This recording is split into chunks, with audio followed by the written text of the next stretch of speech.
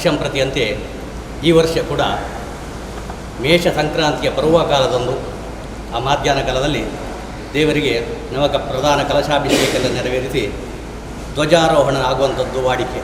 ತನ್ನಿಮಿತ್ತವಾಗಿ 13ನೇ ತಾರೀಕು ಸಂಧ್ಯಾಕಾಲದಲ್ಲಿ ವಾಸ್ತುಪೂಜೆ, ರಾಕ್ಷೋಗ್ನೋಮ, ದಿಕ್ಪಾಲಕ ಬಲಿಗಳು, ಹಾಗೆ ಮರುದಿವಸ ಆ ಮಧ್ಯಾಹ್ನ ಸಮಯದಲ್ಲಿ ಧ್ವಜಾರೋಹಣ, ಸಾರ್ವಜನಿಕ ಅನ್ನ ಸಂತರ್ಪಣೆ, ಸಂಧ್ಯಾಕಾಲದಲ್ಲಿ ಆ ಮಹಾತಾಯಿಯ ಉತ್ಸವ, ಹಾಗೆ 2ನೇ ದಿವಸ ಕೂಡ ಸಾರ್ವಜನಿಕ ಸತ್ಯನಾರಾಯಣ ಪೂಜೆ, ಮಧ್ಯಾಹ್ನದಲ್ಲಿ ಅನ್ನ ಸಂತರ್ಪಣೆ, ಸಂಧ್ಯಾಕಾಲದಲ್ಲಿ ದೇವರ ಪೇಟೆ ಸವಾರಿ, ಒಂದು ಊರೆಲ್ಲ ಸುತ್ತಿಕೊಂಡು ಬರುವಂಥದ್ದೊಂದು ಚಂದ. ಆಮೇಲೆ ಬಂದು ಶ್ರೀಭೂತ ಬಲಿ ನಡೆದು ದೇವರಿಗೆ ಶಯನೋತ್ಸವ, ವಿಶೇಷವಾಗಿ ಭಕ್ತರೆಲ್ಲರ ಆ ಮಲ್ಲಿಗೆ ಪುಷ್ಪದಿಂದ ದೇವರನ್ನು ಶಯನೋತ್ಸವ ಮಾಡುವಂಥದ್ದು. ಹಾಗೆಯೇ ಮರುದಿವಸ ಒಂದು 7 ಗಂಟೆ ಅಂದಾಜಿಗೆ ಕವಟೋದ್ಘಾಟನೆ, ದೇವರಿಗೆ ವಿವಿಧ ರೀತಿಯ ಅಭಿಷೇಕಗಳು, ನವಕ ಪ್ರದಾನ, ತುಲಾಭಾರ ಸೇವೆ ಇತ್ಯಾದಿ ದೇವರ ಸೇವೆಗಳೆಲ್ಲ ನಡೆಯುವಂಥದ್ದು.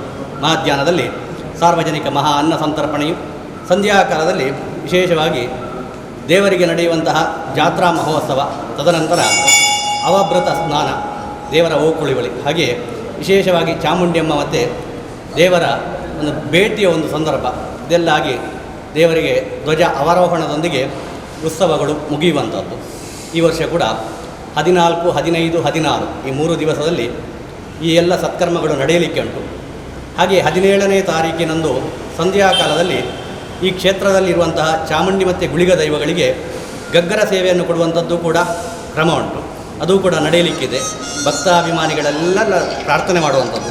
ಆಗುವಂಥ ಎಲ್ಲ ಸತ್ಕರ್ಮಗಳಲ್ಲಿಯೂ ತಾವೆಲ್ಲರೂ ಭಾಗಿಗಳಾಗಿ, ವಿಶೇಷವಾಗಿ ಈ ಕ್ಷೇತ್ರದಲ್ಲಿರುವಂಥ ಆ ಮಹಾಕಾಳಿ, ಮಹಾಲಕ್ಷ್ಮಿ, ಮಹಾಸರಸ್ವತಿ ಐಕ್ಯ ಸ್ವರೂಪಿಣಿಯಾದಂಥ ತ್ರಿಪುರ ಸುಂದರಿ ರಾಜರಾಜೇಶ್ವರಿಯ ಪರಿಪೂರ್ಣ ಅನುಗ್ರಹವನ್ನು ಪಡೆದು ನಿಮ್ಮೆಲ್ಲ ಕಷ್ಟ ನಷ್ಟಗಳೆಲ್ಲ ದೂರ ಆಗಲಿ, ಸನ್ನಿಧಾನಕ್ಕೆ ಬನ್ನಿ, ನಿಮ್ಮೆಲ್ಲ ಜೀವನ ಪಾವನ ಆಗಲಿ ಅಂತ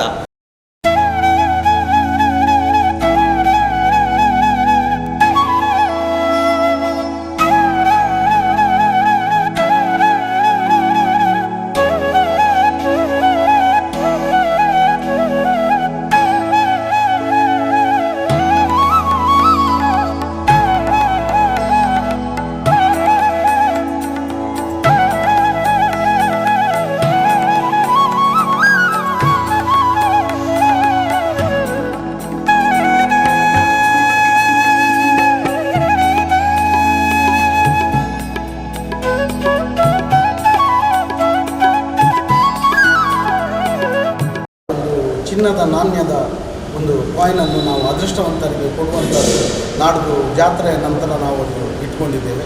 ಅದು ನಮ್ಮ ಅಭಿವೃದ್ಧಿ ಸಮಿತಿ ಅಧ್ಯಕ್ಷರಾದ ಶಾಮಶಿವರಾವ್ ಅವರ ಒಂದು ಮನದಾಳದ ಆಸೆ. ಯಾಕೆಂತ ಹೇಳಿದರೆ ಯಾರಾದರೂ ದೇವಸ್ಥಾನಕ್ಕೆ ಯಾರಾದರೂ ಬಂದರೆ ಅದಕ್ಕೆ ಯಾರು ಹಣ ಕೊಡಲಿಕ್ಕೆ ಏನಿಲ್ಲ, ಅವರೊಂದು ಚೀಟಿಯನ್ನು ತೆಗೆದುಕೊಂಡು ಇಲ್ಲಿ ಹಾಕಿಬಿಟ್ರೆ ಅದು 17ನೇ ತಾರೀಕಿಗೆ ನಮ್ಮದು ಇಲ್ಲಿ ಪೋಲ್ ಆಗಲಿಕ್ಕೆ ಆ ದಿವಸ ನಾವು ಅದನ್ನು ಡ್ರಾ ಮಾಡ್ತೇವೆ. ಯಾರು ಅದೃಷ್ಟವಂತರಿದ್ದಾರೆ ಅವರಿಗೆ ಒಂದು ಚಿನ್ನದ ಕಾಯಿನನ್ನು ಕೊಡ್ತೇವೆ. 3 ಜನರಿಗೆ 3 ಚಿನ್ನದ ಕಾಯಿನು ಸಿಗಲಿಕ್ಕಿದೆ.